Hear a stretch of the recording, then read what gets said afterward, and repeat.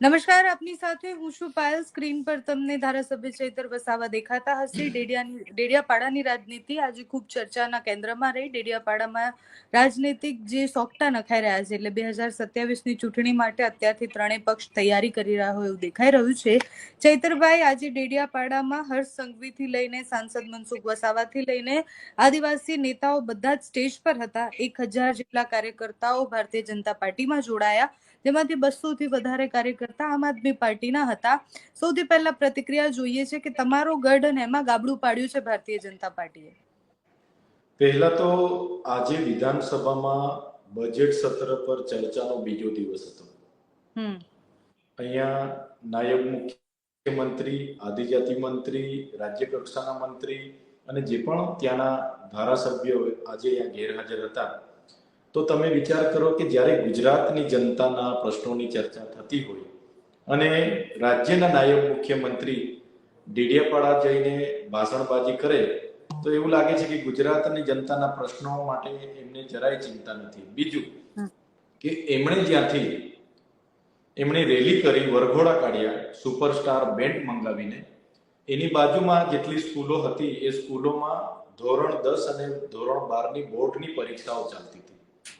તો મને લાગે છે કે એમને બાળકોને શિક્ષણની પણ ચિંતા નથી. બીજું કે હમણાં આપણા બધાના વડાપ્રધાન નરેન્દ્રભાઈ મોદીજી ડેડિયાપાડા આવીને આદિવાસી ગૌરવ દિવસ મનાવી ગયા અને ફરી હાનો ગૌરવ દિવસ મનાવો છો.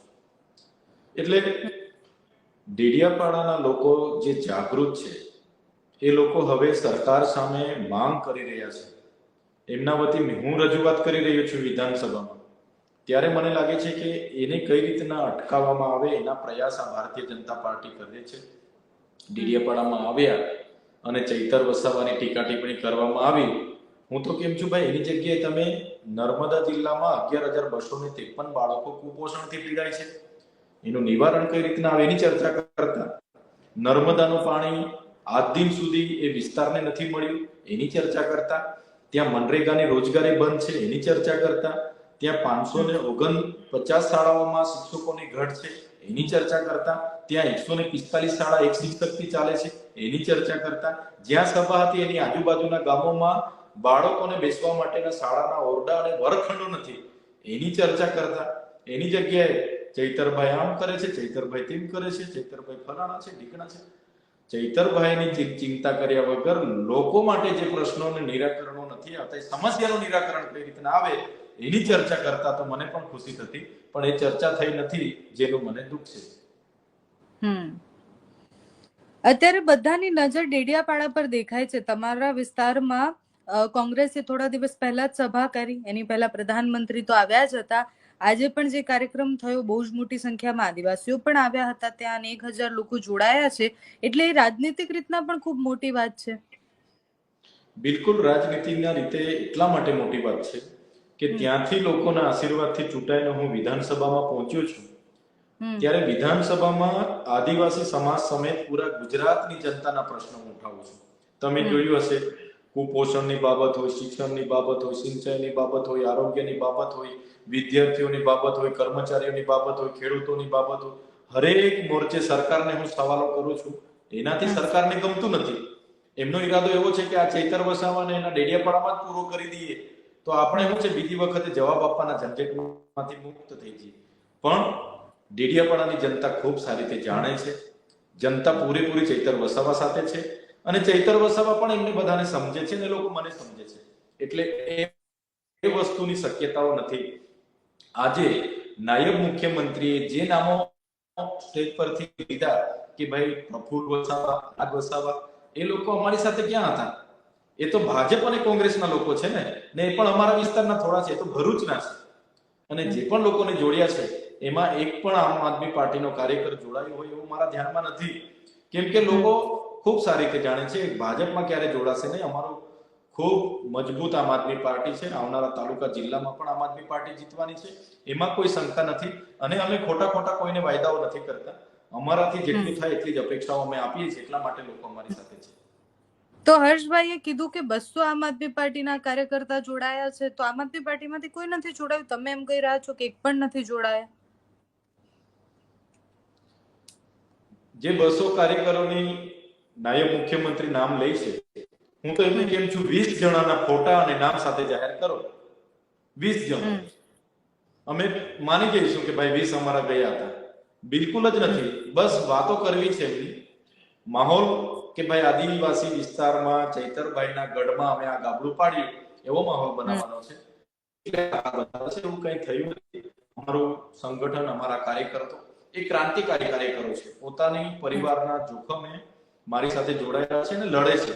એ સાચી વાત હોય, સ્વાભિમાનની વાત હોય તો એ લોકો આગળ આવીને સરકારમાં પણ રજૂઆત કરે છે. એ લોકો ક્યારે વિચારધારાને મૂકીને ભારતીય જનતા પાર્ટીમાં જોડાયેલું નથી. કેમ કે ભાજપના 7 ટર્મના સાંસદ મનસુખભાઈના પોતાના ગામનો રસ્તો એમની સરકારમાં એ જો ના બનાવી શકતા હોય, જૂના રાજનો રસ્તો એમનાથી ના બની શકતો હોય, તો ભાજપમાં જોડાઈને શું કરવાનું છે અમારે વન અધિકાર અધિનિયમના જે બાકી સનતો નથી સરકાર આપી રહી, અમને નર્મદાનું પાણી નથી આપી રહી, અમને શિક્ષકો નથી આપી રહી, સબવાહિની, સીટી સ્કેન, સોનોગ્રાફી જેવા સાધનો નથી આપી રહી, તો એ સરકારમાં જોડાઈને અમારે શું ઉદ્ધાર કરવાનો છે? એટલે કોઈ જોડાવાનું નથી. આ તો ચૂંટણી આવવાની છે એટલે માહોલ બગાડવા માટે, લોકોને ગુમરાહ કરવા માટે આ લોકો આવ્યા છે એવું માનું છું. આજે સ્ટેજ પરથી જેટલા પણ નેતાએ ભાષણ આપ્યા એ બધા જ નેતાએ ચૈતર વસાવા પર પ્રહાર ખૂબ કર્યા. એટલે ચૈતર વસાવા આદિવાસીને ભોરવે છે, ખોટી વાત કરે છે. ડેપ્યુટી સીએમએ તો વિધાનસભામાં તમારી સાથે જે સવાલ જવાબ થયા એની બધી પણ વાત કરી. બધાના કેન્દ્રમાં ચૈતર વસાવા છે અત્યારે. ચૈતર વસાવા જે આદિવાસી સમાજને જાગૃત કરે છે, આદિવાસી સમાજમાં જે એકતા આવી રહી છે, એના કારણે આ લોકોને ડર છે. કેમ કે બંધારણના અધિકારો આ લોકોએ આપ્યા નથી ને, એ માગે છે. જે જમીનો સંપાદન થઈ છે એનું વળતર માંગે છે. ડેમોમાં જમીનો ગઈ છે એનું વળતર માંગે છે. ત્યારે સરકારને હવે ખબર પડી છે કે આને કંઈ પણ થાય મૂકો, એને તોડો, એના માણસોને એમને અટકાવો, ખોટા કેસ કરો, જેલો કરો. હર્ષભાઈ સંઘવી ગૃહની વાતો કરતા હોય તો ગૃહમાં તો મેં એમને કીધું છે, ભાઈ તમે ગૃહમંત્રી છો, તમારા પોલીસ દ્વારા ખોટું સોગંદનામું રજૂ કરીને મને ડેડિયાપાડામાં જવા માટે પ્રતિબંધ ફરમાવેલી છે. હર્ષભાઈ સંઘવીએ મંચ પરથી મને મિત્ર કરીને એમણે વાત મૂકી છે સારું લગાડવા માટે. જો એ મને મિત્ર માનતા હોય તો મને ડેડિયાપાડામાં જવા માટેની પરવાનગીની રસ્તો કરી દે, તો હું ત્યાં જામ, ડેડિયાપાડાના લોકોને મારા કાર્યાલયે બેસીને એમની સેવા કરી શકું, એમના કામ કરી શકું, એમના સુખમાં રહી શકું.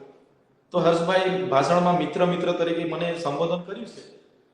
જો મિત્ર તરીકે એમની મિત્રતા એ નિભાવવા માંગતા હોય તો મને મારા પરની શરતો હટાવી દે તો હું મારા લોકોની સેવા કરી શકું છું. માત્ર વાતો કરવાથી એનું નિવારણ નથી આવવાનું. જે પણ વાતો થાય છે એનું અમલીકરણ કરવું જરૂરી છે, જે આ સરકારમાં થતું નથી. ચૈતરભાઈ, અત્યાર સુધી આદિવાસી વિસ્તારમાં એક નારો ખૂબ ચાલતો હતો કે એક જ ચાલે ચૈતર ચાલે. આજે હર્ષ સંઘવી જ્યારે ભાષણ આપતા હતા એમણે એક નવું સ્લોગન આપ્યું છે કે અહીંયા 2G 3G 4G ને ભારતીય જનતા પાર્ટી બધું જ ચાલે. તો આદિવાસી વિસ્તારમાં ભારતીય જનતા પાર્ટી કમળ ખીલાવશે? એક જ ચાલે ચૈતરભાઈ ચાલે. આ નાના બાળકો, વડીલો, મારી માતાઓ, મારી બહેનો, મારા યુવાનોએ બનાવેલું સ્લોગન છે. અંબાજીથી ઉમરગામના દરેક જિલ્લામાં ચાલે છે. ભલે માન્ય હર્ષભાઈ સંઘવીની ભારતીય જનતા પાર્ટી 3G ચાલે, 4G ચાલે, 5G ચાલે, બીજેપી ચાલે એવા નવા સ્લોગનો લાવતા હશે, પણ લોકશાહી છે, લોકો સર્વોપરી છે. આવનારા દિવસોમાં લોકતાંત્રિકના ઢબે કોણ ચાલે છે એ તાલુકા જિલ્લા પંચાયતની ચૂંટણીઓમાં ખબર પડી જશે.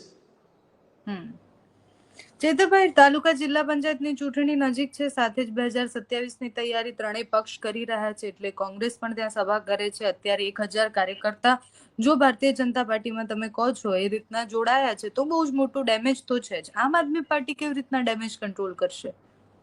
એમણે આમ આદમી પાર્ટીમાંથી 200 કાર્યકર્તા અમારી સાથે જોડાયા છે એવું જણાવ્યું છે, અને પ્રફુલભાઈને આમ આદમી પાર્ટીના નેતા બતાવ્યા છે. ભાઈ, પ્રફુલભાઈ તો કા અમારી સાથે છે? કેરના નીકળી ગયા છે? હા, એ તો બીટીપીમાં હતા. 2022માં આમ આદમી પાર્ટીમાંથી નાંદોદ વિધાનસભા લડવા માટે આવ્યા. વિધાનસભા લડીને પાછા રાજીનામું આપીને જતા રહ્યા. મહેશભાઈ વસાવા અને છોટુભાઈ વસાવા હાથે હતા. એ તો ત્યારબાદ એક પણ કાર્યક્રમમાં અમારી સાથે નહોતા. એ તો મહેશ વસાવા હાથે હતા. મહેશ વસાવા ભાજપમાં ગયા ત્યારે ભાજપના આગળ પાછળ ફર્યા.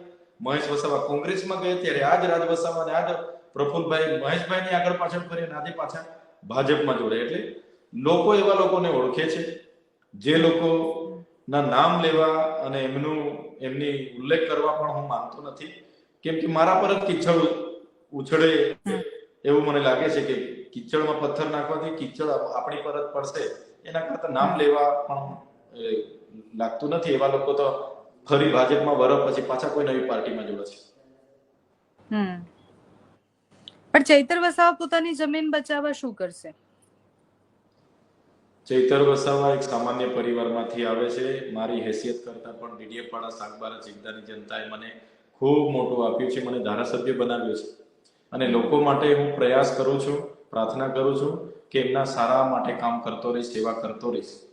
જ્યારે પણ લોકો મને કહે છે કે ભાઈ તમારી રાજનીતિથી અમને નુકસાન થઈ રહ્યું છે, તમે રાજનીતિ છોડી દો, તે દિવસે અમે રાજનીતિ પણ છોડવા તૈયાર છે. જ્યારે પણ અમારી જનતા જે પણ જવાબદારી આપશે એ જવાબદારી અમે નિભાવતા રહીશું. અમને કહે છે કે તમે સામાજિક કાર્યકર બનીને આગળ વધો, તમે સામાજિક કાર્યકર બનીને આગળ વધીશું. એટલે એની ચિંતા ચૈતરભાઈ વસાવા કરતા નથી. ચૈતરભાઈ વસાવા લોકો માટે લડ્યા છે, અને એના કારણે ચૈતરભાઈ વસાવા પર આજે 19 ખોટી એફઆઈઆર થઈ છે. 7 વખત જેલમાં લઈ જવામાં આવ્યા છે, ડરાવવામાં આવ્યા છે, ધમકાવવામાં આવ્યા છે, ભાજપમાં લઈ જવા માટે ઘણા દબાણો કરવામાં આવ્યા છે, પણ ચૈતર વસાવા ડર્યા નથી, ઝૂક્યા નથી. આજે પણ સરકાર સામે પોતાના પરિવારની જોખમે લડીએ છીએ, લડતા રહીશું. ધારાસભ્ય નહોતા ત્યારે પણ લડતા હતા, છે તો પણ લડીએ છીએ, નહીં પણ હશું ત્યારે પણ સમાજ માટે લડતા રહીશું. એ આપના માધ્યમથી હું તમામ જનતાને કહેવા માંગુ છું. અને ગૃહમાં કયા પ્રકારના સવાલ આદિવાસી વિસ્તારો માટે પૂછાઈ રહ્યા છે? તમે જોયું હશે, ગૃહમાં શિક્ષકોના શિક્ષણની બાબતે હોય, જ્ઞાન સહાયકોને કાયમી કરવાની બાબત હોય, કુપોષણ નિવારણની બાબત હોય, કે આદિજાતિ બજેટ જે ફળવાય છે એની વપરાશ વપરાયેલા પડેલા બજેટ બાબત હોય, આરોગ્યના સાધનો અને સ્ટાફની બાબત હોય, કે નર્મદાનું પાણી વિસ્તારને મળે બાબત હોય, એમના વિસ્થાપિતોને ન્યાય મળે બાબત હોય, કેવડિયાના લોકોને ન્યાય મળે બાબત હોય, તમામ બાબતોએ ગૃહમાં હું લડું છું. આપે પણ જોયું હશે કે હરેક વખતે સરકારને અમે એક સવાલનો જવાબ માંગીએ છીએ. પીએમ પોષણ યોજના અંતર્ગત જ્યારે આજે મધ્યાહન ભોજન માટે સેન્ટ્રલાઇઝ કિચન લાવવાની એ લોકોની વાત હતી, એનો પણ આજે સામાન્ય ગૃહમાં મેં ના પાડી કે ભાઈ લાવવાનો કોઈ જરૂર નથી. આજે વન અધિકાર અધિનિયમના જે પેન્ડિંગ દાવાઓ છે, સનતો નથી મળી, એના માટે પણ અમે રજૂઆત કરીએ છીએ. એટલે બધા જ મોરચે, એ ચાહે શ્રમિક હોય, એ ચાહે કર્મચારી હોય, ખેડૂત હોય, વિદ્યાર્થી હોય, કે કોઈ પણ વર્ગ હોય, બધા જ માટે અમે વિધાનસભામાં સરકાર સામે ઉતરીએ છીએ. છેલ્લો સવાલ છે, હર્ષ સંઘવીએ જે સ્ટેજ પરથી મારા મિત્ર ચૈતર વસાવા કરીને બહુ જ બધી વાતો કરી, એના જવાબમાં તમે તમારા મિત્રને શું કહેશો? હું હર્ષભાઈ સંઘવી જે નાયબ મુખ્યમંત્રી છે, જો મને મિત્ર માનતા હોય તો ડેડિયાપાડાના લોકોની સેવા કરવા માટે મારા પર જે પ્રતિબંધ મૂક્યો છે હટાવી દે, જેથી હું મારા લોકોની સેવા કરી શકું, તો મિત્રતા સાબિત થશે. બીજી વાત કે એમની સરકારને મેં જેટલા પણ કામો બજેટ સત્ર દરમિયાન સૂચવેલા છે, તમામ કામોની માંગણી સ્વીકારે અને એ કામો પૂર્ણ કરે, કેમ કે એ કામો મારા વ્યક્તિગત નથી, એ કામો તમામ કામો લોકહિતના છે. તો એ કામોને પણ સ્વીકારે એવી મારી આપના માધ્યમથી હર્ષભાઈ સંઘવીને મિત્રતા નિભાવવાની વિનંતી છે. ચૈતરભાઈ મિત્ર બનશે ક્યારે? વિચારશે એવું ભાજપમાં જવાનું? અમારી પાર્ટી આમ આદમી પાર્ટીમાંથી હું ધારાસભ્ય છું, આવનારા ભવિષ્યમાં પણ એમાંથી લડવાનો છું. મારી પાછળ ખૂબ મજબૂત સંગઠન છે, અને બધા જ લોકોને અમે તાલુકા, જિલ્લા અને વિધાનસભામાં મંચ પૂરું પાડવાના છે, નેતૃત્વ પૂરું પાડવાના છે. સવાલ ચૈતરભાઈ વસાવાનો એકલાનો નથી, સવાલ ગુજરાતની જનતાને ન્યાય અપાવવાનો છે, સવાલ આદિવાસી સમાજને ન્યાય અપાવવાનો છે. ત્યારે ચૈતરભાઈ વસાવા ક્યારે ભારતીય જનતા પાર્ટીમાં નહીં જોડાશે. સંબંધો રહેશે બધા સાથે, મિત્રતા રહેશે બધા સાથે, પણ અમારા જે એકબીજાના મતભેદો છે, અમારી અલગ અલગ વિચારધારાઓ છે, એને વર્ગીને જ અમે આગળ વધીશું. આમ આદમી પાર્ટીમાં રહીને જ આગળ વધીશું. Thank you so much Chaitarbhai, તમે અમારી સાથે જોડાયા. જી ધન્યવાદ.